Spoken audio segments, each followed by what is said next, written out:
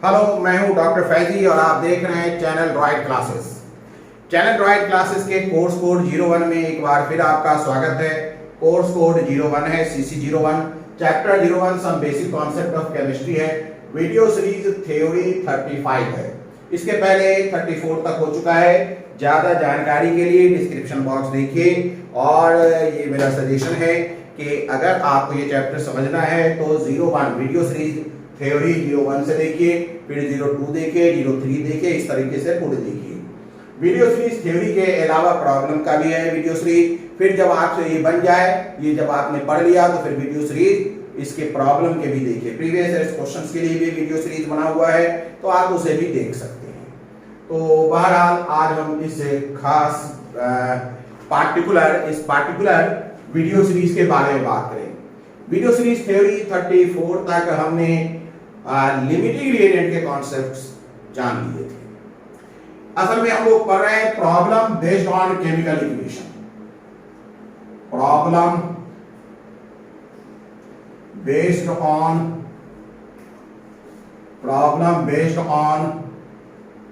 Chemical reaction. Problem based on chemical reaction हम देख रहे हैं। Problem based on chemical reaction ये हम देख रहे हैं, ये हमारा कंटिन्यू है। इसमें हम लोगों ने जाना कि कई किस्म के मेथड अप्लाई होते हैं, कई तरीके से इस प्रॉब्लम को सॉल्व करते हैं। ये हमारे विवेक और बुद्धि पर निर्भर करेगा कि कब हमें कौन सा मेथड इस्तेमाल करना चाहिए, और ये विवेक और बुद्धि हमारे को तभी आएगा जब हम इस पर खूब क्वेश्चन बनाए, प्रैक्टिस करें। प्रैक्टिस से ही ये विवेक बुद्धि आएगा कि किस मेथड को कब इस्तेमाल करें। आमतौर पर जो मेथड है वो है मोल एनालिसिस, मोल एनालिसिस। दूसरा मेथड है इक्विवेलेंट मेथड। तीसरा मेथड है POAC मेथड और चौथा मेथड है टाइट्रेशन मेथड। टाइट्रेशन में भी डाइवर्स टाइप के हैं। और फिर मिसलेनियस मतलब कि इन सबको मिला जुला करके भी ये हम सॉल्व करते हैं। तो हम लोगों ने सीखना जब शुरू किया तो सबसे पहले मोल एनालिसिस देखा। मोल एनालिसिस में पहला जो हम लोगों ने टॉपिक सिलेक्ट किया वो ऐसे केस को देखा जहां सिर्फ एक रिएक्टेंट हुआ करता था और उसी के बारे में बताया गया था, और फिर उसी के बारे में बताने के बाद बाकी चीजें, बाकी इंफॉर्मेशन पूछा गया था। फिर हमने एक और केस लिया जिसमें दो रिएक्टेंट थे, यानी एक से ज्यादा रिएक्टेंट थे। एक से ज्यादा रिएक्टेंट होने के बावजूद इंफॉर्मेशन एक ही रिएक्टेंट का दिया गया था, वो भी हो गया। फिर हमने एक केस ऐसा लिया जिसमें एक से ज्यादा रिएक्टेंट थे, मिनिमम दो रिएक्टेंट थे, लेकिन यहां इंफॉर्मेशन एक से ज्यादा रिएक्टेंट का दिया हुआ था। याद रखें, जब रिएक्टेंट एक से ज्यादा हो और इंफॉर्मेशन भी एक से ज्यादा रिएक्टेंट का हो तो फिर आप चौकन्ना हो जाएं। आपको सबसे पहले पता लगाना पड़ेगा कि इन दो रिएक्टेंट में लिमिटिंग रिएजेंट कौन है और एक्सेस रिएजेंट कौन है। लिमिटिंग रिएजेंट का एक बार जब पता चल जाए तो लिमिटिंग रिएजेंट के अकॉर्डिंग ही सारे कैलकुलेशन होंगे।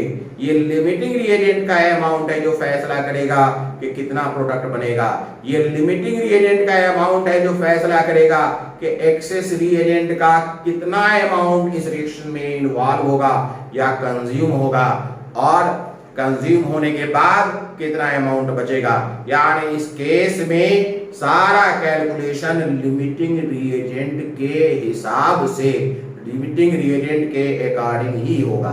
इसलिए लिमिटिंग रिएजेंट का पता लगाना बहुत जरूरी है। पिछले वीडियो सीरीज में हमने लिमिटिंग रिएजेंट का पता लगा भी लिया था कि कैसे लगाना है लिमिटिंग रिएजेंट का पता। आज हम इस वीडियो सीरीज में लिमिटिंग रिएजेंट से रिलेटेड कुछ प्रॉब्लम देखेंगे। उसी से रिलेटेड प्रॉब्लम पर आज बात करेंगे। छोटे छोटे प्रॉब्लम्स हैं जिसे आप देखते जाइए। जैसे सबसे पहला प्रॉब्लम हम आपको दे रहे हैं, एक छोटा सा रिएक्शन है H2 प्लस O2, ये बना रहा है H2O। ये बैलेंस्ड केमिकल इक्वेशन अभी नहीं है, लेकिन हम इसे बैलेंस कर देंगे 2H2 अब ये बैलेंस्ड केमिकल इक्वेशन है। अब ये एक बैलेंस्ड केमिकल इक्वेशन है। बात समझ में आ रहा है। मान लेते हैं कि हमने यहां 10 ग्राम ले लिया, हाइड्रोजन 10 ग्राम ले लिया और ऑक्सीजन जो है 96 ग्राम ले लिया, ऑक्सीजन 96 ग्राम ले लिया। अब अगर कोई आपसे पूछे कि बताइए कितना मास वाटर का है या कितना मोल वाटर का है, कितना मास वाटर का है या कितना मोल वाटर का है, कैसे निकालेंगे? इस वक्त हमें ये देखना पड़ेगा, सबसे पहला काम ये करना पड़ेगा कि लिमिटिंग रिएजेंट निकालना है। सबसे पहला काम क्या करना है कि लिमिटिंग रिएजेंट निकालना है। और लिमिटिंग रिएजेंट के लिए सबसे पहला काम है, लिमिटिंग रिएजेंट के लिए सबसे पहला काम है, लिमिटिंग रिएजेंट के लिए सबसे पहला काम ये है कि हमें हाइड्रोजन और ऑक्सीजन का क्या करना होगा, मोल निकालना होगा। NH2 बराबर 10/2, ये मोल हो गया 5। ऑक्सीजन का भी निकालिए, NO2 बराबर 96/32, ठीक है, 3 दूनी 6, 3 9, यानी ये 3 मोल हो जाएगा। अब हमें क्या करना है भाई, आपको मालूम है कैसे निकालते हैं? हम निकालते हैं कि जो नंबर ऑफ मोल आया है 5, ये नंबर ऑफ मोल, इसे उसके स्टैचोमेट्रिक कोएफिशिएंट से डिवाइड करेंगे, ये अपने को मिलेगा 2.5। इसमें नंबर ऑफ मोल आया 3, इसे हम इसके स्टैचोमेट्रिक कोएफिशिएंट से डिवाइड करेंगे, ये आया 3। तो आप ये देखिए कि ये जो हमने डिवाइड किया है, डिवाइड के बाद किसका वैल्यू छोटा है, 3 छोटा है या 2.5 छोटा है? 2.5 छोटा है। जो छोटा है वही लिमिटिंग रिएजेंट है, यानी हाइड्रोजन लिमिटिंग रिएजेंट है और ऑक्सीजन यहाँ एक्सेस रिएजेंट है। हाइड्रोजन लिमिटिंग रिएजेंट है और ऑक्सीजन क्या है, एक्सेस रिएजेंट है। यानी कि वाटर कितना बना है, अगर आपसे कोई पूछ रहा हो वाटर का अमाउंट, तो आपको कैलकुलेशन O2 के हिसाब से नहीं करना है, H2 के हिसाब से करना है। चलिए अब हम वाटर के नंबर ऑफ मोल को निकालने का तरीका देखते हैं। पिछले वीडियो सीरीज में फास्ट मेथड मैंने बताया था, कैसे, जिसका मोल निकालना है उसके स्टैचोमेट्रिक कोएफिशिएंट को लिखते हैं, जिसकी मदद से निकालना है उसके स्टैचोमेट्रिक कोएफिशिएंट को डिनोमिनेटर बनाते हैं इनटू, और कितने के लिए निकालना है, 5 मोल के लिए। ये तो चेक करने के लिए आया है ना, ये असल है ना, 5 मोल हाइड्रोजन से, तो 5 यहां लिखते हैं, तो अपने को मिल गया 5 मोल वाटर। अब अगर 5 मोल वाटर है, अगर मास कोई पूछा है तो मास ऑफ वाटर हो जाएगा 5 इंटू 18, मतलब 90 ग्राम, ये अपने को मिल जाएगा 90 ग्राम। तो ये इस तरीके से आपको रिएक्शंस करना है। बाय द वे, कोई देखिए होता क्या है, बच्चे ने देखा कि अरे ये तो बड़ा आसान है, 2H2O2 ये भी दिया हुआ है, मैं इससे भी बना सकता हूं, इससे भी बना सकता हूं। अगर किसी ने ये गलती कर दिया कि उसने इसे नहीं देखा और इससे बना दिया, मान लिया मैं बता दूं, ये भी अगर इससे बनाया तो तुरंत वो क्या करेगा, 96 को मोल में कन्वर्ट करेगा, 3 मोल आ जाएगा। फिर वो क्या करेगा, NH2O बराबर लिखेगा 2/1 इंटू 3, मतलब 6 मोल। अगर उसने ऐसा किया बस आंसर गलत हो जाएगा।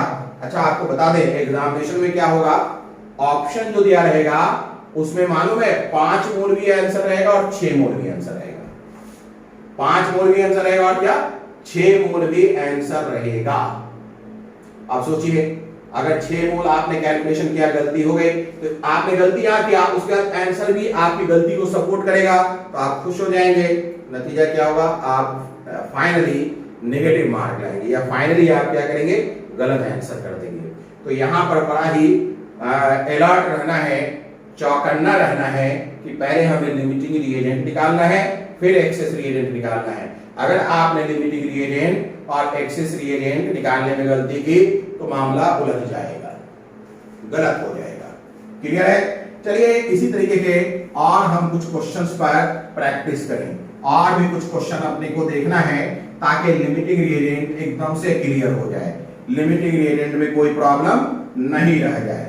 एक और क्वेश्चन आप देख लीजिए, ये तो था हाइड्रोजन और ऑक्सीजन से। मान लेते हैं कि हमने सल्फर डाइऑक्साइड ले लिया और उसको ऑक्सीजन से रिएक्शन करा के SO3 बना दिया। क्लियर है?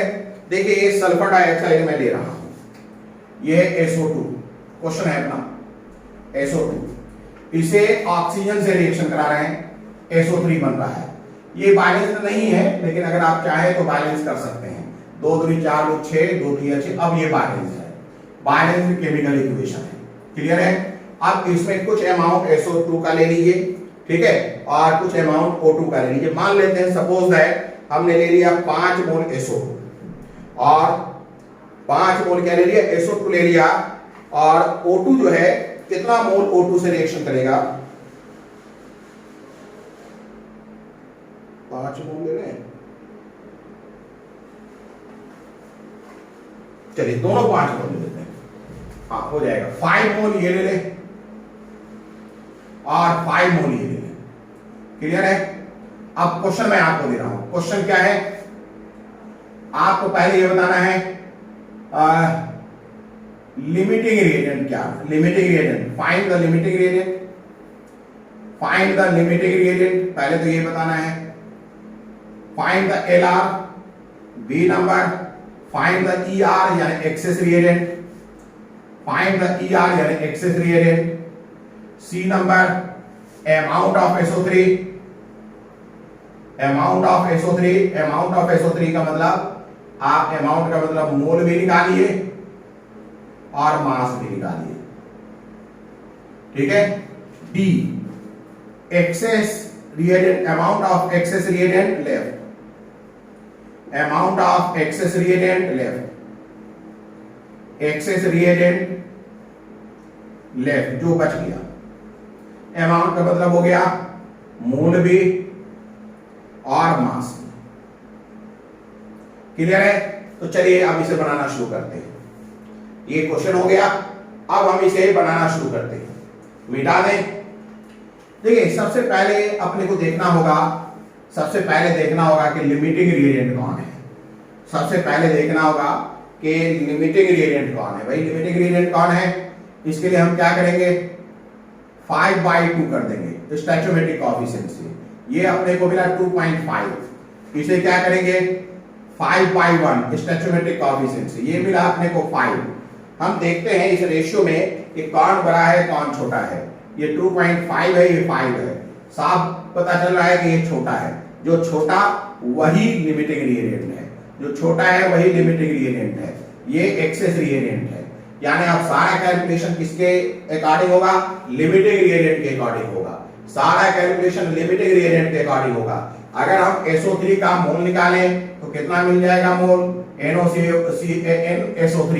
देखिए number of mole of SO3 क्या मिलेगा, आप देखिए यहाँ ये 2 है, मैंने आपको फास्ट मेथड में बताया था, आपको स्टोइचोमेट्रिक कोएफिशिएंट निकालना है, जिसका मोल निकालना है उसका स्टोइचोमेट्रिक कोएफिशिएंट आप न्यूमरेटर रखिए और डिनोमिनेटर में जिसकी मदद से निकालना है, किसकी मदद से निकालना है, SO2 की मदद से, तो उसका डिनोमिनेटर में रखिए 2 इनटू कितने मोल के लिए निकालना है, 5 मोल के लिए, तो इसे रखिए आप 5, तो कितना आ गया 5 मोल NaSO3 आ गया। यानी पहला लिमिटिंग रिएजेंट मिल गया, एक्सेस रिएजेंट मिल गया, अब number of mole of SO3 भी मिल गया। अगर number of mole of SO3 मिल गया तो मास ऑफ SO3 कितना हो जाएगा, 5 into molar mass. Molar mass देखिए 32 प्लस 48 मतलब कि कितना हो गया, 8 10 1 1 4 5 3 8, यानी 5 इंटू 80, 8 5 40, 400 ग्राम, इतना ग्राम अपने को SO3 मिल जाएगा। अब हमें देखना है कि कितना मोल O2 बचा, कितना मोल O2 बचा, कितना मोल O2 कंज्यूम हुआ। देखिए सीधी सी बात है, हमें लिमिटिंग रिएजेंट मिल गया, ये क्वेश्चन था, एक्सेस रिएजेंट मिल गया, क्वेश्चन था, amount of SO3 number of mole के रूप में मिल गया, मास ऑफ SO3 मिल गया। अब हम देखते हैं एक्सेस रिएजेंट। क्लियर है? देखिएगा ध्यान दीजिएगा, ये लिमिटिंग रिएजेंट के अकॉर्डिंग ये इस्तेमाल होगा, पूरा नहीं इस्तेमाल होगा, इसे बचना है लिमिटिंग रिएजेंट के। तो हम लिखेंगे number of mole of ER consumed, ER consumed, consumed कितना हुआ, देखिए कितना हुआ, मुझे इसका निकालना है ना, तो इसका स्टोइचोमेट्रिक कोएफिशिएंट 1 अपॉन इसका 2 नीचे लिख दिया, इनटू चेक करिए 5 बराबर 2.5, 2.5 मोल जो है यही कंज्यूम हुआ। तो number of mole of ER left, number of mole of ER यानी एक्सेस रिएजेंट लेफ्ट कितना हो गया, 5 माइनस 2.5 मतलब 2.5 मोल जो है ये बच गया। अब अगर ये 2.5 मोल बच गया तो इसका हमें चाहे अगर हम तो आसानी से मास में निकाल सकते हैं। 2.5 मोल बच गया है तो हम लिख सकते हैं mass of ER left, mass of ER left कितना हो जाएगा भाई 2.5, ER क्या है O2 यानी 32 से आप इसे गुना कर दें तो कर लीजिए, ये भी कर ही लीजिए 25, 2.5 इनफैक्ट 5 दूनी 10 सबसे 1 5 दिया 15 1 16 2 दूनी 4 2 दिया 6 0 6 4 10 सबसे 1 1 2 6 8 ये हो गया 80 है कि नहीं 80 ग्राम तो ये है अपना 80 ग्राम। बात समझ में आ रहा है 80 ग्राम। चलिए तो ये हो गई बात हमारी, ये बात हो गई हमारी SO2 के संबंध में, ये एक क्वेश्चन बन गया। चलिए अब हम और भी क्वेश्चन बनाते हैं। अब हम देखते हैं I2 को Cl2 से रिएक्शन करा के ICl प्लस ICl3 बनाते हैं और इसमें भी लिमिटिंग रिएजेंट के कॉन्सेप्ट पर वर्कआउट करते हैं। चलिए एक और क्वेश्चन मैं आपको दूं, एक और क्वेश्चन दूं। I2 यानी आयोडीन, Cl2 यानी क्लोरीन। आयोडीन और क्लोरीन जब रिएक्शन करता है तो ICl प्लस ICl3 बनता है, ICl प्लस ICl3 बनता है। क्लियर है? देखिए I2 plus Cl2 arrow ICl plus ICl3 है कि नहीं, ये बनता है। क्लियर हो गई बात? मान लेते हैं इसका 254 ग्राम ले लिया गया और इसका 14.2 ग्राम ले लिया गया। क्लियर है? अब आपसे कोई पूछे कि भाई ये कितना बना, NiCl बताइए, पूछे NiCl3 बताइए, तो आप क्या करेंगे, सबसे पहले लिमिटिंग रिएजेंट का पता लगाएंगे। N बराबर निकालिए लिमिटिंग रिएजेंट का पता लगाने के लिए 254। आयोडीन का होता है 127 एटॉमिक मास, तो 127 कितना हो गया 3 2 5 254 यानी कि 1 मोल। क्लोरीन की बात करिए, ये Ni2 मिला है अपने को, number of mole of I2। अब number of mole of Cl2 पता लगाइए, 14.2 बाई 30 नहीं 71 35.5 एक क्लोरीन एटम का होता है।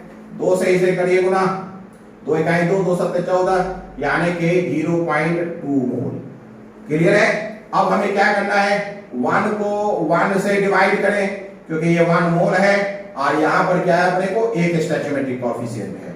0.2 को भी 1 से डिवाइड करें क्योंकि 0.2 मोल है और यहां स्टैचोमेट्रिक कोएफिशिएंट 1 है। इसका वैल्यू 1 आएगा, इसका वैल्यू 0.2 आएगा। हम देख रहे हैं कि ये बड़ा है ये छोटा है, इसका मतलब ये लिमिटिंग रिएजेंट है, ये एक्सेस रिएजेंट है। अब हम लिमिटिंग रिएजेंट के अकॉर्डिंग ही फैसला करेंगे। ये तो ऐसे ही दिख रहा है, 1 मोल से रिएक्शन करके 1 मोल बना रहा है। क्या ये बैलेंस है? नहीं भैया, बैलेंस नहीं है, इसे पहले बैलेंस भी करना होगा। देखिए बैलेंस करते हैं, ये कितना है अपने को देखेगा, ये कितना है, ये है 1 3 4, ये 2 है, ये देखिए ये होगा बैलेंस। अब हुआ बैलेंस केमिकल इक्वेशन, जहां इसमें चेंजिंग लाने की जरूरत है। बैलेंस केमिकल इक्वेशन, ठीक है, बैलेंस केमिकल इक्वेशन ये हो गया, आयोडीन बैलेंस है। तो ये क्या हो जाएगा 0.2/1 की जगह 0.12/2 हो जाएगा और आएगा 0.1। चलिए लिमिटिंग रिएजेंट यही रहेगा, लिमिटिंग रिएजेंट यही रहेगा 0.2/2। क्यों? क्योंकि स्टैचोमेट्रिक कोएफिशिएंट 2 हो गया है ना। चलिए अब हम बात करते हैं, ध्यान दीजिए, NiCl। NiCl बराबर क्या है, हमें इसी लिमिटिंग रिएजेंट के अकॉर्डिंग कैलकुलेशन करना है, तो इसका कैलकुलेशन इससे होना है, इसकी मदद से। या चेक करिए तो इसका स्टैचोमेट्रिक कोएफिशिएंट 1 लिखेंगे, इसका स्टैचोमेट्रिक कोएफिशिएंट 2 कहां जाएगा, डिनोमिनेटर में। कितने से कराना है भैया, 0.2 से इंटू 0.2 है ना, बराबर 0.1 यानी NiCl 0.1 आएगा। इतना ही मोल है ना, इसी मोल से रिएक्शन होना है ना। आइए NiCl3 की भी बात कर लें, NiCl3 की भी बात कर ली जाए। NiCl3 में क्या हो जाएगा, NiCl3 में भी वही मामला है, यहाँ 1 यहाँ 2, तो 1 न्यूमरेटर डिनोमिनेटर इनटू वही 0.2 है, तो ये भी अपने को 0.1 मोल ही मिलेगा। NiCl3 भी 0.1 मोल ही मिलेगा। अगर कोई नंबर ऑफ मोल निकालने में कामयाब है तो बेशक वो मास भी निकाल सकता है। अगर उसे ये मालूम हो कि मास का मतलब है number of mole multiplied by molar mass, तो बहुत आसानी से निकाल सकता है। और जो 34 वीडियो तक देख चुका हो उसे नंबर ऑफ मोल से मास निकालने में दिक्कत नहीं आनी चाहिए। और अगर दिक्कत आ रहा है तो दो में से एक काम करे, हो या तो ये सीरीज देखना छोड़ दे या पढ़ना छोड़ दे, क्योंकि या तो ये सीरीज में दम नहीं कि आपको सिखा पा रहा है, या फिर आप पढ़ना ही नहीं चाह रहे हैं, तो छोड़ दीजिए पढ़ाई। क्लियर है? तो इसीलिए बहुत आसानी के साथ मास भी आप निकाल सकते हैं। चलिए आगे बात करते हैं, आगे बात की जाए। आयोडीन और क्लोरीन का एक रिएक्शन देखा, उसी तरीके से हम और भी रिएक्शन सिलेक्ट कर सकते हैं। असल में मैं लिमिटिंग रिएजेंट के कुछ रिएक्शंस कुछ वर्कआउट करा देना चाहता हूं, आप चाहे किसी भी रिएक्शन पर अप्लाई करिए। मान लेते हैं हम BaCl2 बेरियम क्लोराइड को Na3PO4 से रिएक्शन कराते हैं। किससे कराते हैं? Na3PO4 से। तो क्वेश्चन है BaCl2 प्लस Na3PO4 ठीक है, Na3PO4 PO4 और तो हो ही नहीं सकता, क्योंकि सोडियम का क्या है, एक वैलेंसी होती है, ये फास्फेट का 3 वैलेंसी होती है। तो फास्फेट की वैलेंसी सोडियम पर दिख रहा है, सोडियम की वैलेंसी फास्फेट पर दिख रहा है, यानी एक फास्फेट है। या इसे आप रिएक्शन कराइए, क्या मिलने जा रहा है आपको? Ba ये इसके साथ जुड़ेगा और ये इसके साथ जुड़ेगा। पहले इन्हीं को जोड़ दीजिए, 3NaCl। जैसे ही 3NaCl होगा, ये तो अपना 3NaCl है ही नहीं, तो अभी हटाते हैं, NaCl करते हैं, अभी बैलेंस करेंगे ना, प्लस।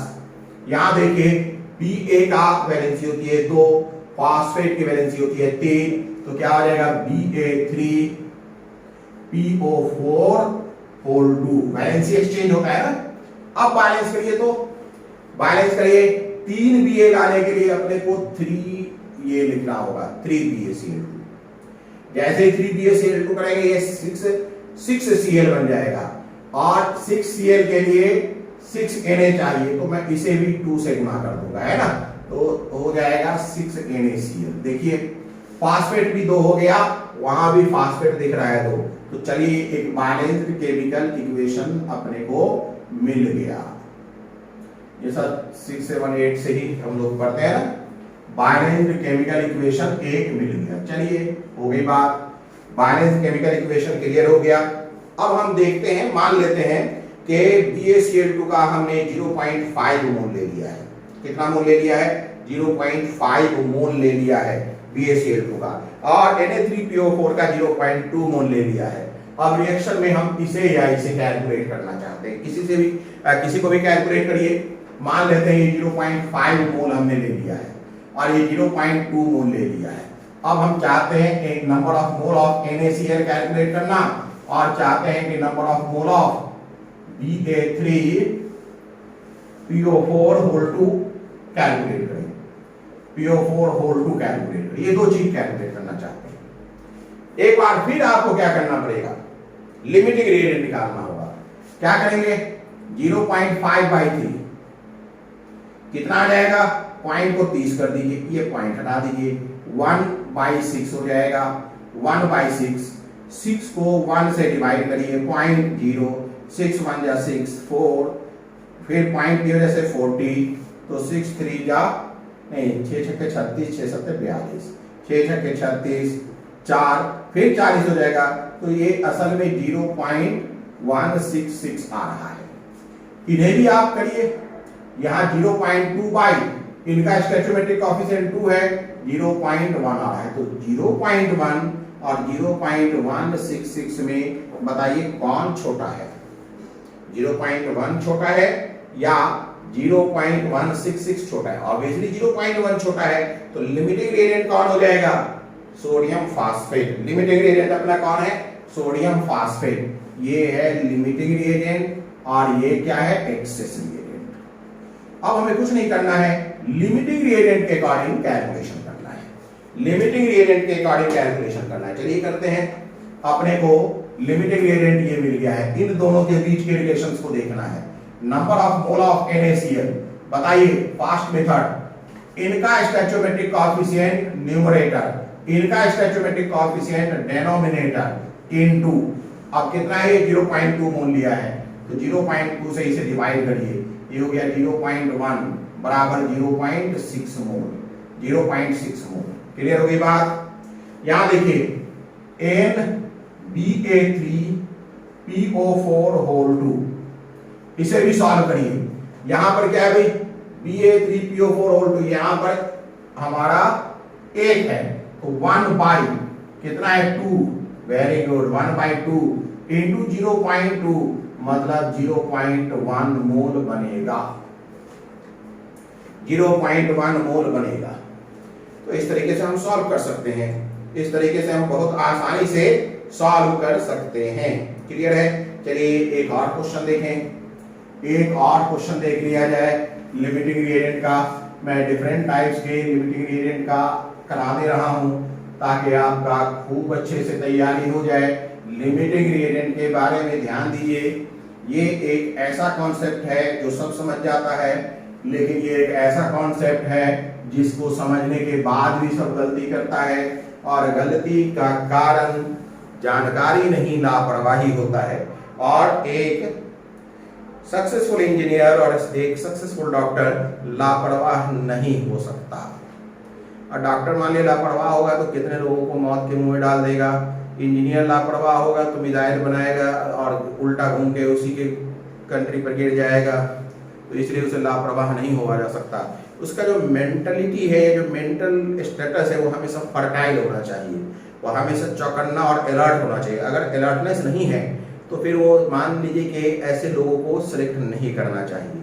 तो ये ध्यान दीजिए, इस अलर्टनेस का इम्तहान हो जाता है, इस अलर्टनेस का एग्जाम हो जाता है लिमिटिंग रिएजेंट के साथ। इसलिए हमेशा ध्यान दीजिए कि जब कभी दो रिएक्टेंट मिले तो बहुत चौकन्ना हो जाइए और लिमिटिंग रिएजेंट का पता लगाए बिना कैलकुलेशन करने की गलती कभी नहीं करिए। क्लियर है? चलिए एक और देखते हैं। अगर हम आयरन सल्फाइड को ऑक्सीजन के साथ रिएक्शन कराएं तो क्या होगा, FeH2, आयरन सल्फाइड में आयरन डाइसल्फाइड कर सकते हैं। FeH2 प्लस O2 की बात करें, ये ध्यान दीजिए कि ये बनाएगा Fe2O3 प्लस SO2, ये बैलेंस नहीं है। बैलेंस करिए कैसे करेंगे, 2H तो 2SO2। क्लियर हो गई बात? आयरन अपने को कितना है, 2। अच्छा, तो आयरन जब बैलेंस करेंगे तो ये तो 4 हो जाएगा, तो मुझे यहाँ 4SO2 करना पड़ेगा। चलिए क्लियर हो गई बात? अब जा कर चेक करिए, आयरन बैलेंस हो चुका, सल्फर बैलेंस हो चुका। अगर कोई बैलेंस नहीं है तो ऑक्सीजन उधर है 8 और 3 11 और इधर है 2। हमें इधर 11 लाना पड़ेगा, 11/2 से गुना करेंगे तो ये 11 हो जाएगा, ये 2 और ये 2 कैंसिल होकर के 11 हो जाएगा। क्लियर है? हमें अगर फ्रैक्शन पसंद नहीं है तो मैं क्या करूंगा, मैं सारे रिएक्शन को 2 से मल्टीप्लाई कर दूंगा, तो ये मिल जाएगा अपने को 4FeH2 plus 11O2 arrow 2Fe2O3 plus 8SO2, है ना। अब ये हमारा एक रिएक्शन है, इसमें लिमिटिंग रिएजेंट के कॉन्सेप्ट पर हम लोग बात कर सकते हैं। मान लिया FeH2 के 600 ग्राम को ले लिया जाए और O2 के 800 ग्राम को ले लिया जाए। मान लेते हैं कि ये 600 ग्राम सिलेक्ट कर लिया गया और ये 800 ग्राम, कितना, 600 ग्राम और 800 ग्राम। अब आपसे पूछा जा रहा है कि बताइए Fe2O3 का कितना मोल है या SO2 का कितना मोल बनेगा। एक बार फिर वही काम करना है, 600 ग्राम को आप मोलर मास से डिवाइड करिए, यानी कि number of mole of FeH2 निकालिए, 600 by molar mass. Molar mass का मतलब है 56 प्लस सल्फर का मतलब है 32 यानी 64। तो जरा जोड़ कर बताइए, 600 अपॉन 6 4 10 1 1 6 7 5 12 120 यानी कि 5 बराबर 5। अपने को नंबर ऑफ मोल FeS2 का 5 मिल गया है। इधर आइए number of mole of O2 की बात करें। ये है 800 अपॉन कितना हो जाएगा 32, ये हो जाएगा ना 800 अपॉन 32। चलिए इसे भी सॉल्व करते हैं। 16 400 200 8 8 दूनी 16 4 40 8 बचे 40, ये 25। तो NO2 अपने को क्या मिलने जा रहा है 25। तो NO2 25 मिल गया, NFeS2 5 मिल गया। अब हमें लिमिटिंग रिएजेंट निकालना है। 5 को हम 2 से डिवाइड करेंगे, अपने को मिलेगा 2.5। 25 को हम 11 से डिवाइड करेंगे, कितना मिल जाएगा चेक करिए। 25 को 11 से डिवाइड करिए, कितना मिलेगा 11 दूनी 22 3.30, 11 दूनी 22 2.2। अब इसके बाद जो भी मिले ये 2.2 ही काफी बता रहा है, ये 2.2 कम है, ये 2.5 ज्यादा है। इसका मतलब लिमिटिंग रिएजेंट कौन हो गया ऑक्सीजन।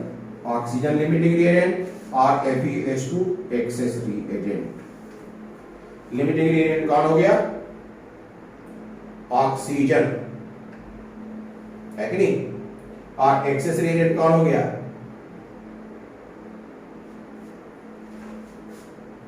एक मिनट गड़बड़ हो गया। 5 को मैंने कितने से डिवाइड कर दिया भाई, 5 को मैंने 2 से डिवाइड किया। इधर क्या, अरे ये जो मैं किससे कर रहा हूं ना, 5 को 4 से डिवाइड करेंगे। रुक जाइए 4 से। तो 4 से जब हम 5 को डिवाइड करेंगे तो 4 से 5 को डिवाइड करेंगे, 4 1 जा 4, 1.4 2 जा 8। तो आगे देखिए 1.2 से ही हमें पता चल गया कि ये है लिमिटिंग रिएजेंट। उल्टा मैंने कर दिया। कहां गलती की मैंने बताता हूं, ये है एक्सेस रिएजेंट।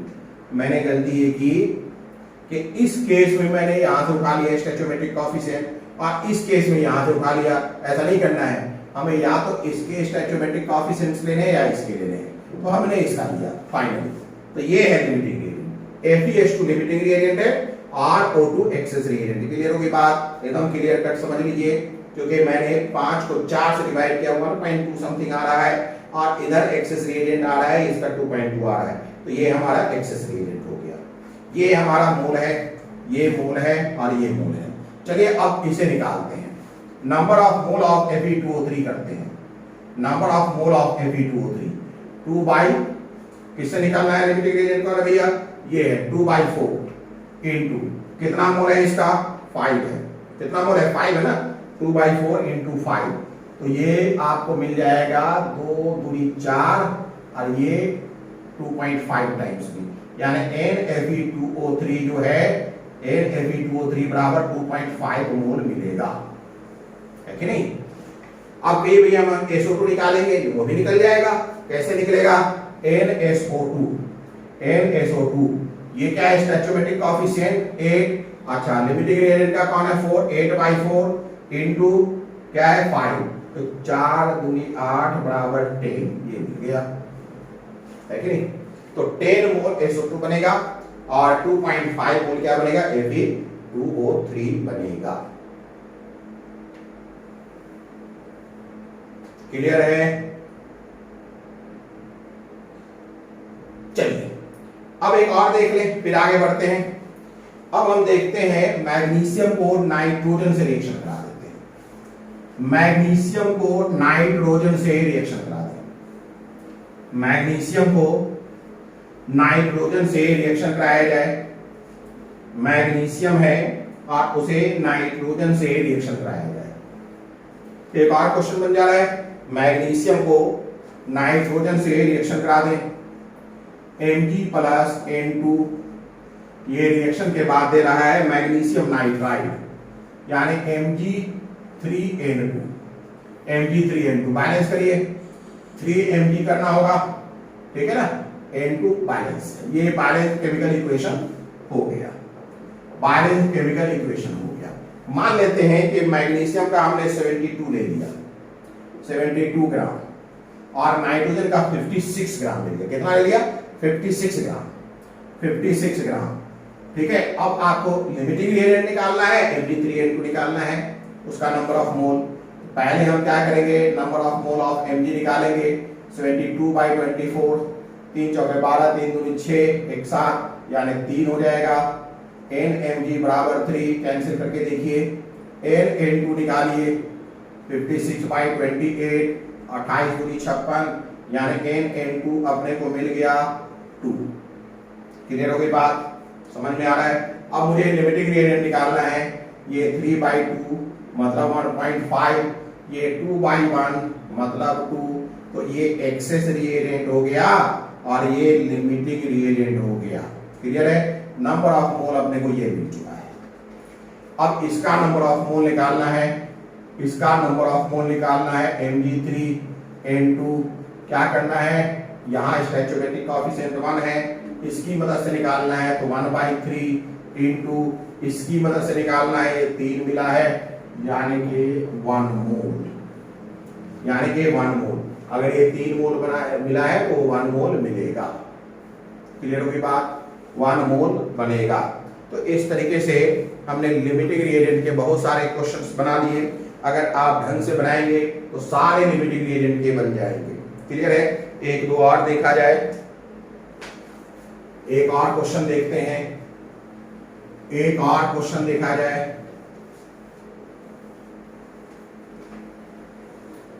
देखिए क्वेश्चन इस तरीके से है कि K2Cr2O7 को मैंने HCl से रिएक्शन कराया। K2Cr2O7 को HCl से जब रिएक्शन कराएंगे तो क्या क्या मिलेगा, KCl मिलेगा। K2Cr2O7 में 3 एलिमेंट है, K है, Cr है और O है। K भी क्लोराइड बनाएगा, C भी क्लोराइड बनाएगा। ध्यान रखिए कैसे याद रखेंगे, K भी क्लोराइड बनाएगा, Cl भी क्लोराइड, एक Cr भी क्लोराइड बनाएगा।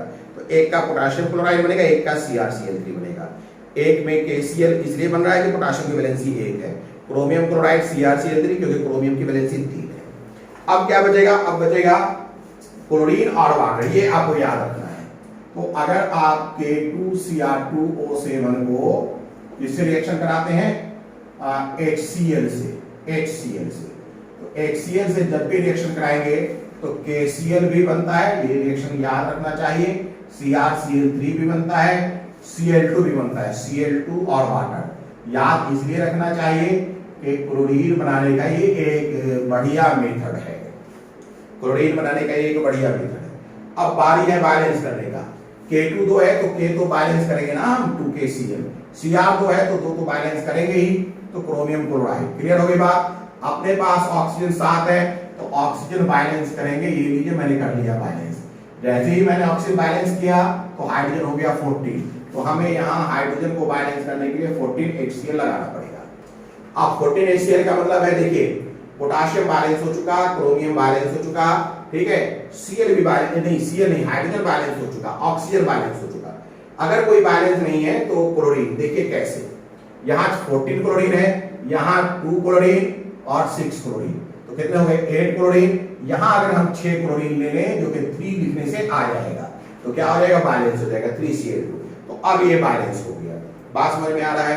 अब अगर मान लेते हैं हमने 58.5 K2Cr2O7 ले लिया और 73 HCl ले लिया, 58.5 ग्राम हमने क्या ले लिया, K2Cr2O7, और ये ले लिया 73 ग्राम, कितना ले लिया 73 ग्राम, 36 हाँ ठीक है 73 ग्राम ले लिया। अब हम आपसे पूछ रहे हैं कि सबके नंबर ऑफ मोल निकालिए और इसका वॉल्यूम निकालिए।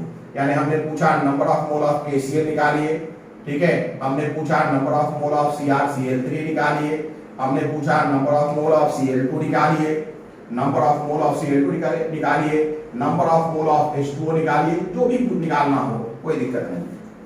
कैसे करेंगे, चलिए सबसे पहले हम देखें इसका नंबर ऑफ मोल निकालते हैं। K2Cr2O7 बराबर 58.5 अपॉन मोलर मास, पोटेशियम का कितना होता है 39, पोटेशियम का कितना होता है 39, क्रोमियम का 52, क्लियर है, और ऑक्सीजन का 16। तो जैसा हम जोड़ कर देखें, पोटेशियम का 39 into 2 plus 52 into 2 plus 16 into 7, चलिए तो कितना हो गया 58.5 अपॉन 2 9 18 से 1 2 3 6 1 7 78, ये हो जाएगा 104 प्लस 7 6 42, 2 हाथ से 4 7 21 7 4 11 112। क्लियर है? तो बराबर हो जाएगा 58.5 अपॉन, देखिएगा 2 4 6 8 14 हाथ से 1 1 1 2 7 9 1 1 2 294। इसे सॉल्व करिए, कितनी बार में ये चला जाएगा? जैसे सॉल्व करिए, 58.5 और 294 है।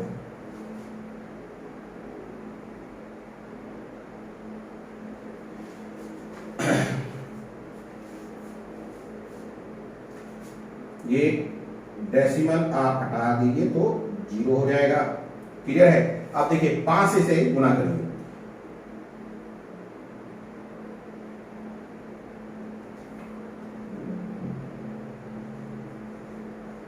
50 25 अरे 2 5 40 2 42 अरे 4 50 25 4 29।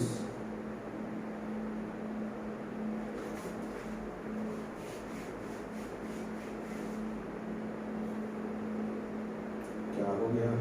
चलिए कोई बात नहीं, जो भी हो मैं इसे करता हूं 5 से। चलिए 5 से ही कैंसिल करते हैं। 5 1 जा 5, 5 1 जा 5 3 1 1 7, 5 5 जा 25 है ना, 5 5 जा 25 4, 5 8 जा 40, 5 8 जा 40, ये आ जाएगा। तो 117 अपॉन 588। चलिए इसे सॉल्व कर लें। 117 डिवाइडेड 588 कितना आ गया अपने को? 0.198 आया, इतना ही देते हैं 0.198। क्लियर है? 1 मिनट। 58.5 डिवाइडेड कितना आ गया था? 294, 0.198। तो ये अपना आ गया नंबर ऑफ मोल। ठीक है, जो भी आया आया नंबर ऑफ मोल 0.198। क्लियर है? यहां NaHCl का ले लीजिए। NaHCl का कितना आ जाएगा भाई? 73/36.5 आ जाएगा। ये है ना? नहीं, 73 हमने लिया है और HCl का 36.5, 36 दूनी 72 और 0.5 यानी 173, तो ये 2 टाइम्स हो जाएगा। 2 ये 2 मोल है, NaCl 2 है, ध्यान दीजिए, और NK2Cr7 0.198 है, 0.198 है। चलिए कोई बात नहीं। अब हमें क्या देखना है? हमें देखना है लिमिटिंग रिएजेंट। इसके लिए देखिए, इसके लिए लिमिटिंग रिएजेंट यहां निकालते हैं। 0.198 बाई स्टैचोमेट्रिक कोएफिशिएंट 1 है, इसका देखिए 2/14 है भाई। 14 से 2 को डिवाइड करेंगे तो कितना हो जाएगा? 0.0, ठीक है, 1। तो ये 0.01, तो 14 6, क्लियर है? 6 हो गया ना। फिर पॉइंट, तो 14 बचे। अरे इतना कहाँ कर रहे हैं? मैं क्यों ना कैलकुलेटर इस्तेमाल करूं, देख लेता हूं क्या है भाई। 2/14, 2 डिवाइडेड 14। चलिए फटाफट 0.14 आ रहा है। क्या आ रहा है? 0.14 आ रहा है। बात कर रहा हूं, 0.14 आ रहा है। 2/14 करेंगे ना लिमिटिंग रिएजेंट निकालने के लिए। 14 है तो ये अपने को आ रहा है 2 डिवाइडेड 14, कितना आ रहा है? 0.14। अब आप बताइए कौन छोटा है भाई?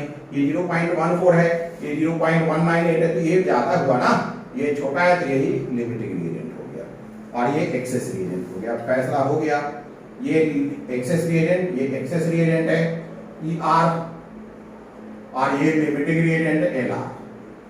मुझे यही फैसला करना था। क्लियर है कि कौन लिमिटिंग रिएजेंट है, कौन एक्सेस रिएजेंट, ये ध्यान देना जरूरी है। चलिए अब अपने को लिमिटिंग रिएजेंट मिल गया। लिमिटिंग रिएजेंट मिल गया तो आप फटाफट निकाल लीजिए कैसे निकलेगा। सबसे पहले मैं निकालता हूं NaCl का। NaCl बराबर फास्ट मेथड, लिमिटिंग रिएजेंट कौन निकला है? ये HCl निकला है। तो 2/14, 2 न्यूमरेटर 14 डिनोमिनेटर इनटू HCl का भाई मोल कितना आया था? 2, ये हो गया 4, यानी कि 7 2/7 मोल। अब NCrCl3 का निकालिए, कितना है 2/14, ये भी इंटू 2/14 इंटू 2 सेम आ गया 2/7। अब निकालिए Cl2 का, NCl2 कितना आ जाएगा 3/14 इंटू 2 7 14 3/7। वाटर का निकालिए NH2O कितना हो जाएगा 7/14 इंटू 2, यानी ये और ये कैंसिल हुआ। बात समझ में आ रहा है? तो इस तरीके से चाहें तो आप आसानी के साथ लिमिटिंग रिएजेंट निकाल सकते हैं और लिमिटिंग रिएजेंट के बाद कैलकुलेशन कर सकते हैं। क्लियर हो गई बात?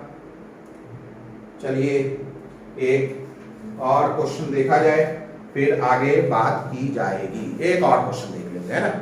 क्वेश्चन ऐसे है कि इस बार हम Zn और आयोडीन ले लेते हैं, जिंक और आयोडीन। जिंक और आयोडीन का इक्वल वेट ले लेते हैं। जिंक और आयोडीन का क्या ले लेते हैं? इक्वल वेट ले लेते हैं। आपको पता लगाना है कि रिएक्शन करने के बाद लिमिटिंग रिएजेंट कौन है, एक्सेस रिएजेंट कौन है, और एक्सेस रिएजेंट का कितना फ्रैक्शन बच गया, कितना फ्रैक्शन बच गया।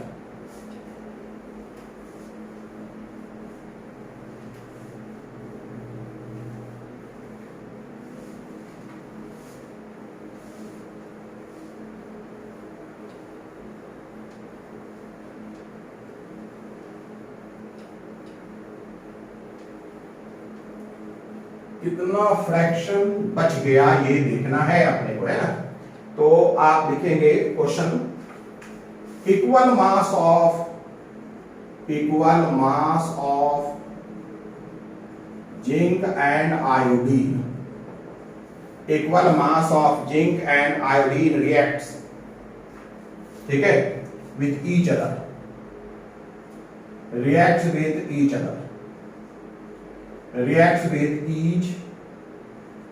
other, ठीक है। Equal mass of zinc and iodine reacts with each other and form ZnI2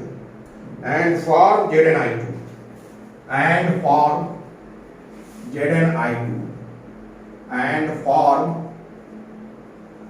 ZnI2 calculate, क्या कैलकुलेट है? कैलकुलेट, ठीक है, fraction of access reagent left, calculate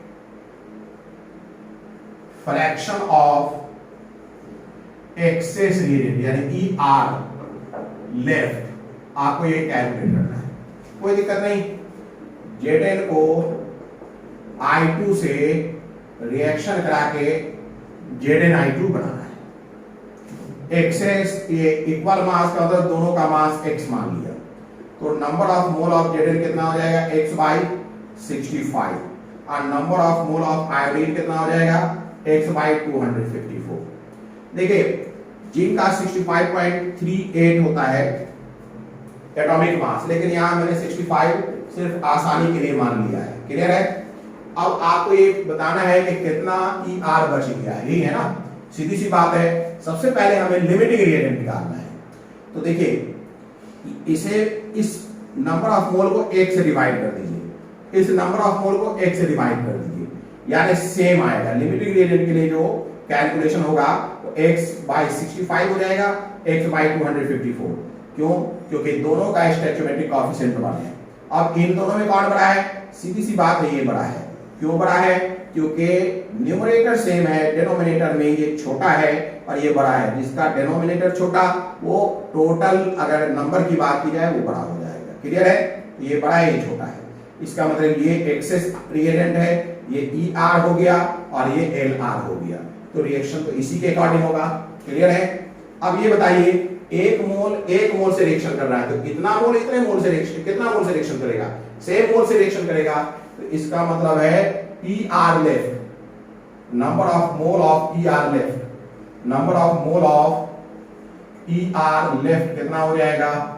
number of mole of ER left हो जाएगा x/65, ये ज्यादा है, माइनस x/254, इतना हो जाएगा। फिर समझ लीजिए एक मोल आयोडीन 1 मोल जिंक से रिएक्शन करता है, तो तो x by 254 mole iodine x by 254 mole Jayden से रिएक्शन करेगा, तो x by 254 x by 65 में से माइनस करना पड़ेगा।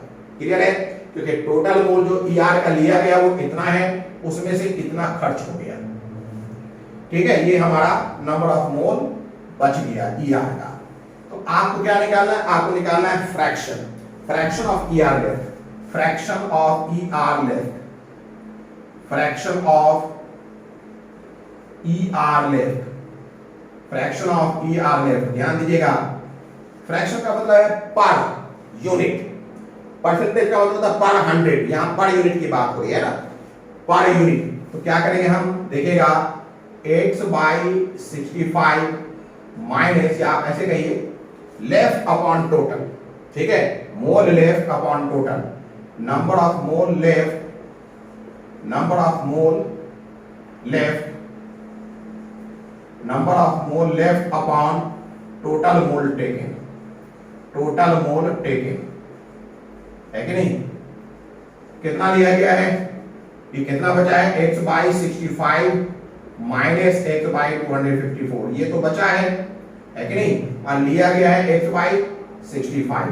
अब इसे सॉल्व करना शुरू करिए, x कॉमन ले लीजिए, अपने को मिल जाएगा 165 माइनस 1254 अपॉन x by 65, यही मिल जाएगा ना। क्लियर है? चलिए अब यहां पर जगह की कमी की वजह से इस तरफ रिएक्शन कराते हैं, ये मिटा दें, ये तो आपने लिख ही दिया होगा, मैं इधर लिख दूं। अगर मैं इसे सॉल्व करूं और यानी कि fraction, fraction of ER left, ये मैं सॉल्व करता जा रहा हूं, बराबर क्या मिल जाएगा आपको, x 1 by 65 minus 1 by 254 into 65 by x, इसे ऊपर ले गए ना, ये x और x कैंसिल, तो क्या मिल गया अपने को, ये लिया हमने एलसीएम 65 इंटू 254, यहां हो जाएगा 254 माइनस 65 इंटू 65, इसे सॉल्व करें आप,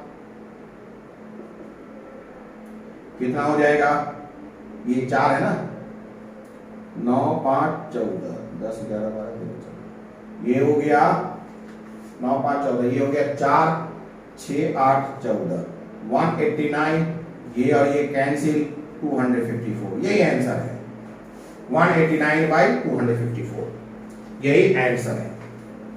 इतना मोल फ्रैक्शन बच गया, इतना मोल फ्रैक्शन क्या हो गया, बच गया। कहीं कोई दिक्कत?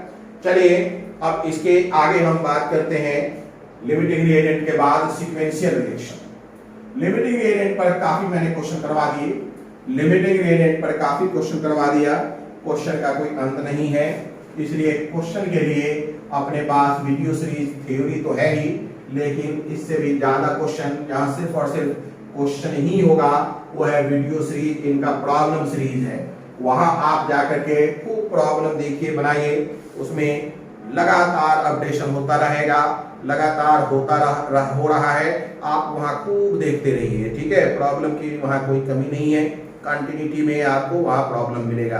तो ये थ्योरी का है, थ्योरी में भी काफी प्रॉब्लम है, सबसे पहली जिम्मेदारी है कि आप थ्योरी सीख लें, प्रॉब्लम भी थ्योरी में जो है उसे कर लें, उसके बाद वीडियो सीरीज प्रॉब्लम देखें। चलिए आज अब हम लोग देखते हैं एक नया सीक्वेंशियल रिएक्शन। सीक्वेंशियल रिएक्शन का मतलब क्या है? सीक्वेंशियल रिएक्शन, सीक्वेंशियल रिएक्शन नाम से ही जाहिर है, ध्यान दीजिएगा, सीक्वेंशियल रिएक्शन नाम से ही जाहिर है कि रिएक्शन सीक्वेंस में हो रहा है।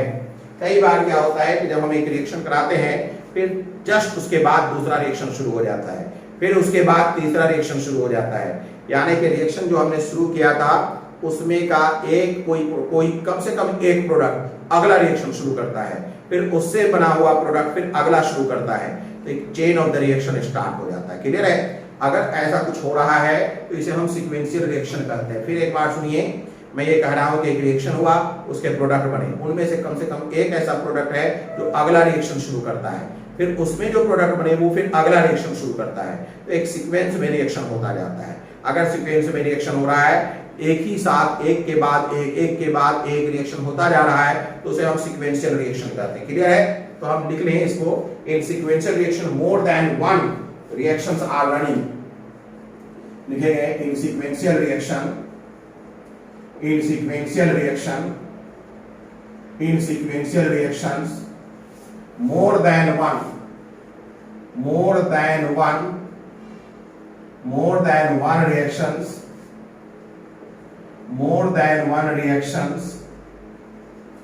more than one reactions, ठीक है, occur in sequence, ठीक है, लिखेगा more than one reaction occurs in sequence, एक से ज्यादा रिएक्शन हो रहा है सीक्वेंस, इन सीक्वेंस। इसमें एक शर्त है कि जो सीक्वेंस में रिएक्शन हो रहा है उसमें कम से कम at least one substance will be common between two consecutive reactions, ठीक है, लिखेगा इन sequence reaction,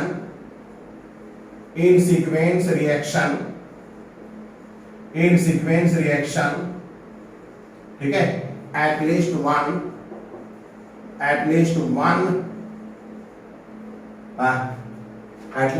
product in sequence reaction, at least one product of predecessor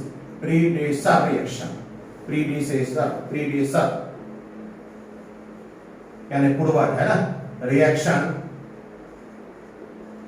acts as, ठीक है, acts as reactant in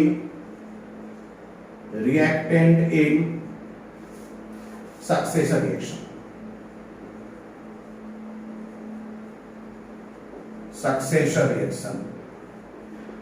है ना। इसमें क्या होता है, एक रिएक्शन होगा, अभी हम एग्जांपल देंगे, एक रिएक्शन होगा, उसका एक प्रोडक्ट बनेगा, वो प्रोडक्ट अगले रिएक्शन में, ठीक है, अगले रिएक्शन में रिएक्टेंट है, फिर प्रोडक्ट बनेगा, फिर उसमें का एक प्रोडक्ट अगले रिएक्शन में रिएक्टेंट है। इस तरीके से अगर वर्कआउट हो रहा है, रिएक्शन हो रहा है, तो उसे हम सीक्वेंस रिएक्शन कहते हैं। क्लियर है? इस किस्म के रिएक्शन में, इसमें क्या होता है आमतौर पे, in this type of reaction,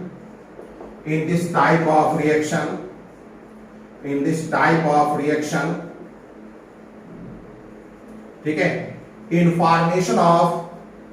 information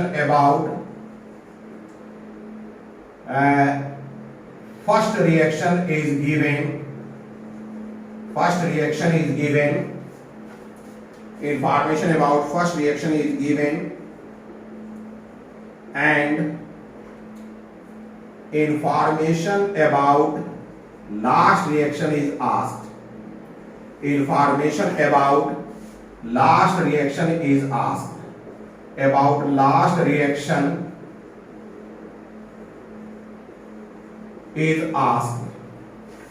About last reaction is asked. इसमें क्या होता है, फर्स्ट रिएक्शन का इंफॉर्मेशन, फर्स्ट रिएक्शन के इंफॉर्मेशन दिए जाते हैं और लास्ट रिएक्शन के लिए पूछा जाता है। क्लियर है?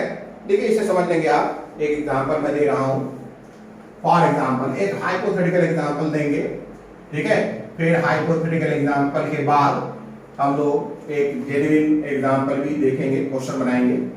एक हाइपोथेटिकल एग्जांपल देखिए, क्या है हाइपोथेटिकल एग्जांपल, क्वेश्चन मैं दे रहा हूं।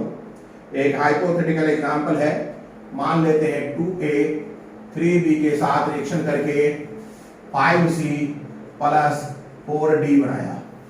अब देखिए, इसमें से एक प्रोडक्ट 4D, वो अगला रिएक्शन कर रहा है 2D 3E के साथ रिएक्शन करके 4F, ठीक है, प्लस एक G बना रहा है। क्लियर है? फिर 3G अगले केस में देखिए, ये वाला G 3G 5D के साथ 3G, ठीक है, 3G प्लस 2H के साथ रिएक्शन करके 4I प्लस 8J बना रहा है। फिर 5J 3K के साथ रिएक्शन करके 2L प्लस 5M बना रहा है। ये बैलेंस केमिकल इक्वेशन है। ये क्या है? बैलेंस केमिकल इक्वेशन, BCE है सब। अब आपसे क्या बोलेगा कि भाई सपोज है इसका नंबर ऑफ मोल 3 दिया हुआ है, Na बराबर 3 दे देगा और पूछेगा कि भैया बताइए Nm बराबर क्या है। ये ऐसे क्वेश्चन आएगा, Na बराबर 3, Nm बराबर क्या है। अगर इसका दे दे तो भी आप यहां पहुंच सकते हैं, लेकिन आमतौर पे दिया जाता है पहले का।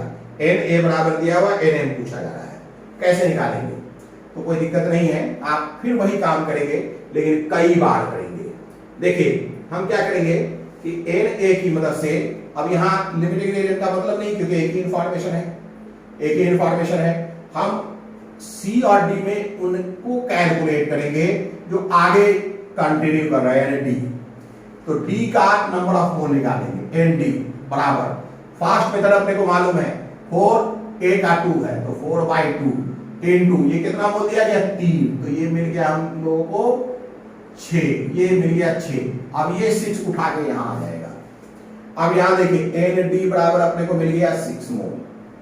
अब D से हमें क्या निकालना है? G, क्योंकि कॉमन G है, तो Ng बराबर अपने को क्या मिलने जा रहा है? 1/2, 1 stoichiometric coefficient 2 stoichiometric coefficient into 6 मतलब 3। उठा के इसे ले आइए यहां। Ng अपने को मिल गया है, Ng क्या मिल गया है अपने को? Ng मिल गया है 3, Ng मिल गया है 3। अब हमें क्या निकालना है? J, तो Nj निकलेगा, Nj बराबर क्या हो जाएगा? 8/3, 8/3, ये रिलेशन है ना 8/3, 8/3 इंटू 3, तो अपने को मिल गया 8। अब उठा के J यहां ले आइए, Nj बराबर मिल गया 8। हमें निकालना है क्या? Nm, तो Nm बराबर क्या हो जाएगा? 5/5 इंटू 8 मतलब 8। तो यही आंसर हो गया, यही आंसर हो गया। तो बड़ी सीधी सी बात है कि अगर आपको सीक्वेंशियल रिएक्शन दिया जाए तो आप इस तरीके से वर्कआउट कर सकते हैं। सीक्वेंशियल रिएक्शन देने पर वर्कआउट करने में कोई खास मसला नहीं आना चाहिए, कोई खास प्रॉब्लम नहीं आना चाहिए। चलिए आप एक लाइव एग्जांपल देखते हैं, ये समझ में आ गया? फिर एक बार बता दें, सीक्वेंस रिएक्शन का मतलब ये होता है, सीक्वेंस रिएक्शन का मतलब है कि आपको एक रिएक्शन दिया जाएगा, उसका एक प्रोडक्ट बनेगा, कम से कम एक प्रोडक्ट अगला रिएक्शन कर रहा हो, फिर इसमें का एक प्रोडक्ट अगले रिएक्शन में इन्वॉल्व हो, फिर इसका एक प्रोडक्ट अगले रिएक्शन में इन्वॉल्व हो। तो ऐसे रिएक्शंस अगर रन कर रहा हो तो इसे हम कहेंगे सीक्वेंशियल रिएक्शंस। क्लियर हो गई बात? इसमें हमेशा आमतौर पर ये देखा गया है, जो क्वेश्चन पूछा गया है कि भाई इनिशियल रिएक्शन का आपको इंफॉर्मेशन दे दिया गया है और फाइनल रिएक्शंस के इंफॉर्मेशन मांगा गया है। कोई दिक्कत नहीं, आप 1 बाय 1 स्टेप बाय स्टेप करते चले जाइए, बहुत आसानी से निकल जाता है। अब एक क्वेश्चन मैं दे रहा हूं, देखिए 1000 ग्राम है ना, या आप उसे 1 केजी कह लें, जैसे कह लें 1 केजी कैल्शियम कार्बाइड से पॉलीथीन बनाया जा रहा है। 1 केजी कैल्शियम कार्बाइड से पॉलीथीन बनाया जा रहा है, पॉलीइथाइलिन भी बोल सकते हैं, पॉलीथीन। तो आपको बताना है कि पॉलीथीन का कितना अमाउंट मास बन रहा है। ठीक है, लिख सकते हैं calculate mass of polythene which can be produced by 1 kg of calcium carbide. Question है कैलकुलेट मास ऑफ पॉलीथीन या पॉलीइथाइलिन, जैसे आप बोल रहे polyethylene, calculate mass of polyethylene which can be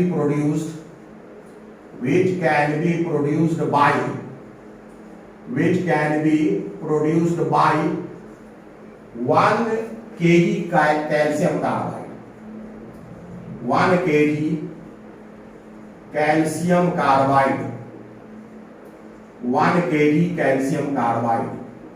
आपको बताना है मास ऑफ पॉलीथीन जो कि प्रोड्यूस किया गया है 1 kg कैल्शियम कार्बाइड से। क्लियर है? तो सबसे पहली बात तो ये है कि आपको ये रिएक्शन जानना होगा कि कैल्शियम कार्बाइड से पॉलीइथाइलिन बनता कैसे है। ध्यान दीजिएगा, कैल्शियम कार्बाइड CaC2 कहलाता है। क्लियर है? अगर इसे हम पानी 2 मोल पानी के साथ रिएक्शन कराएं, पानी को 2HOH लिख सकते हैं, तो ये बनाता है calcium hydroxide CaOH2 plus C2H2, जिसे हम एसिटिलीन कहते हैं। C2H2 जो है फिर अगले रिएक्शन में H2 के साथ रिएक्शन करके C2H4 बनाता है, जिसे हम इथाइलीन बोलते हैं। क्या बोलते हैं? इथाइलीन। ये है एसिटिलीन, ये है एसिटिलीन और ये है इथाइलीन। इथाइलीन या इथीन भी बोलते हैं। क्लियर है? अब क्या है भाई, अब ये जो है C2H4 ये C2H4 हो गया ना, C2H4 का n मोल लेंगे तो ये बनाएगा पॉलीइथाइलिन CH2N, ये बनेगा पॉलीइथाइलिन। अब आपसे पूछा जा रहा है कि भाई बताइए कितना मोल 1 केजी कैल्शियम कार्बाइड, अगर हम 1 केजी कैल्शियम कार्बाइड ले रिएक्शन में तो कितना पॉलीइथीलीन बनेगा या पॉलीइथाइलिन बनेगा। तो ये भी चेन रिएक्शन है। हमें क्या करना चाहिए, सबसे पहले NCaC2 निकालना चाहिए। वो कितना हो जाएगा, 1000, 1 केजी मतलब 1000, ये हो जाता है 40 और 12 दूनी 24, 40 और 24 मतलब हो गया 40, 60, 4, 64, 64। इतना अपने को मोल मिल गया कैल्शियम कार्बाइड का, इतना मोल मिल गया कैल्शियम कार्बाइड का। अब आप बताइए अगर इतना मोल कैल्शियम कार्बाइड है तो कितना मोल एसिटिलीन बनेगा, आप निकाल लीजिए। N एसिटिलीन यानी C2H2 ये भी 1000/64 ही बनेगा। आप कैलकुलेट कर लीजिए। अब इसे यहां ले आइए, नंबर ऑफ मोल C2H4 का कितना हो गया, C2H2 का 1000/64, तो इससे इथाइलिन भी उतना ही बनेगा। NC2H4 भी 1000/64 ही बनेगा। क्लियर है? अब क्यों बनेगा, ये एक मोल बना रहा है तो इतना मोल इतना ही मोल बनाएगा और फिर इतना मोल इतना ही मोल बनाएगा। अब यहां देखिए, अब यहां बदलाव आ जाएगा। यहां अपने को मिला है NC2H4 1000/64। क्लियर है? ये कितना बनेगा, तो ये बनेगा N पॉलीथीन, POLY मतलब पॉलीथीन बराबर पॉलीथीन मतलब POLY। अब देखिए स्टैचोमेट्रिक कोएफिशिएंट 1, यहां n, तो 1/n इंटू 1000/64, इतना मोल बनेगा पॉलीइथाइलिन का। लेकिन हमसे पॉलीइथाइलिन का मोल थोड़े पूछा है, पूछा क्या है, मास। तो हमें मास निकालना पड़ेगा। पहले ये आप लिख लें, अगर ये हो गया तो मैं आगे बढ़ूं। चलिए अब मैं इससे मैं मास निकालता हूं। मास कैसे मास निकालेंगे, देखिए मास कैसे निकालते हैं। मास के लिए आपको मालूम है मास ऑफ पॉलीथीन का मतलब क्या है, नंबर ऑफ मोल वो कितना है 1/n into 1000/64 into molar mass निकालिए, 1 2 कार्बन यानी 12 दूनी 24, 4 28, 28 इंटू n से मल्टीप्लाई करेंगे ना, ये n और n कैंसिल, ये करिए 14, 32, 16, 7, 8, 500, 4, 250 और हो जाएगा 4 छक्के 24, सीधे आप लिखिए, अपना करते रहिएगा। 250 इंटू 7/4 है कि नहीं, 125, अब नहीं करेंगे, 125 इंटू 7/2 आप सॉल्व करें, इतना ग्राम हो जाएगा, इतना ग्राम 125 इंटू 7/2 ग्राम, इतना ग्राम हो जाएगा। तो इस तरीके से सीक्वेंशियल रिएक्शन की मदद से हम लोगों ने कैल्शियम कार्बाइड के 1000 ग्राम से कितना पॉलीथीन बनता है ये पता लगा दिया। चलिए आज आपने लिमिटिंग रिएजेंट देखा और आज आपने देखा लिमिटिंग रिएजेंट के साथ साथ सीक्वेंशियल रिएक्शन। तो अब तक जो हम लोगों ने काम किया है वो है मोल एनालिसिस। हमारा मेन काम है problem based on chemical equation, chemical equation पर आधारित प्रॉब्लम की बात मैं कर रहा हूं।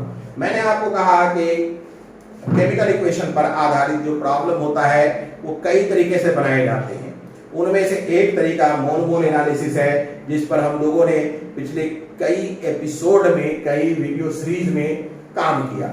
आज हम लोगों ने काफी काम कर लिया, आज तक हमने काफी काम कर लिया। अब हम देखेंगे एक और मेथड का, जिस मेथड का नाम है POAC, यानी principle of atomic conservation. POAC method से किस तरीके से हम प्रॉब्लम सॉल्व करेंगे केमिकल इक्वेशन से रिलेटेड, केमिकल रिएक्शन से रिलेटेड। अब ये हम लोग वीडियो सीरीज थ्योरी 36 में देखेंगे। क्लियर है? अभी आप some basic concept of chemistry पढ़ रहे हैं लगातार, इसमें काफी चीजें हैं और इसे नहीं समझेंगे तो निश्चित रूप से केमिस्ट्री नहीं समझ में आता। इसे काफी विस्तार से पढ़ाया जा रहा है। इस सीरीज की हैसियत ये है कि 10th पास बच्चा अगर पढ़ ले तो फिर जेई एडवांस उसका हो जाएगा, जेई एडवांस का हो जाएगा। और इसे टेस्ट करने का तरीका ये है कि आप जो पढ़ रहे हैं वो सही पढ़ रहे हैं कि नहीं, या जो आप पढ़ रहे हैं उसका स्टैंडर्ड क्या है। तो उसका सबसे बेहतरीन लिटमस टेस्ट है। क्या लिटमस टेस्ट है? जब ये चैप्टर खत्म हो जाए तो आप प्रीवियस ईयर्स का 35 ईयर्स के प्रीवियस ईयर्स क्वेश्चंस उठा लीजिए और उसे बनाइए। अगर 90% क्वेश्चंस बिना किसी हेल्प के बनता चला जा रहा है, यानी आप सही डायरेक्शंस में हैं।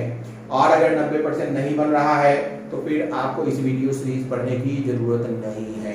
क्लियर होगी बात? चलिए, अगर आपको ये अच्छा लग रहा है तो इसे शेयर करिए, लाइक करिए, सब्सक्राइब करिए। Good day.